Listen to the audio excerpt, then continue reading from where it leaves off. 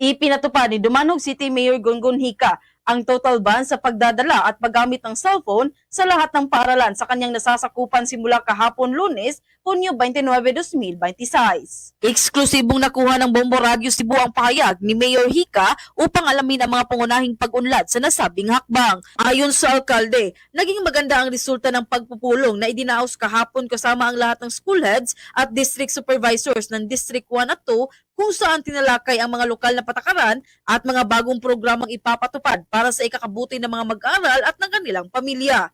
Dagdag pa niya, wala pang nakukumpiskang cellphone sa kasalukuyan dahil siya mismo ang nakiusap na magbigay ng palugit para sa pagpapakalat ng impormasyon ukol sa patakaran at layunin nitong mas magkaroon ng kaalaman at pag-unawa ang mga estudyante at mga magulang hinggil sa mahigpit na pagbabawal ng cellphone sa lahat ng paaralan sa Dumanog, Cebu. Samantala, ipinaliwanag din ni Mayor Hica ang dahilan na nag-udyok sa kanya na ipatupad ang polisiyang ito kung saan anya nakabata ito sa kasulukuyang alarming situations ng mga estudyante at maging sa mga ulat na kanyang natanggap mula sa mga pinuno ng paaralan.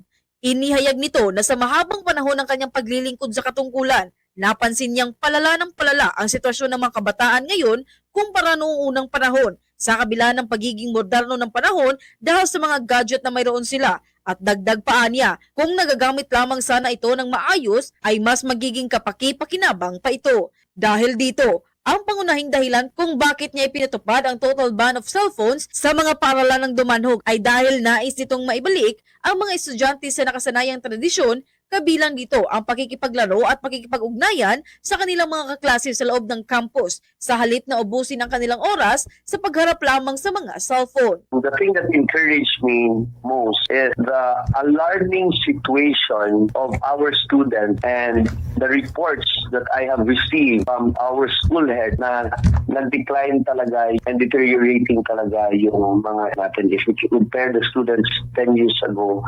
Mula rito sa lungsod ng Cebu, Bombo Jonah Cañete, and this is Bombo Radio Philippines, the #1 and most trusted source of news and information. Basta Radio, Bombo!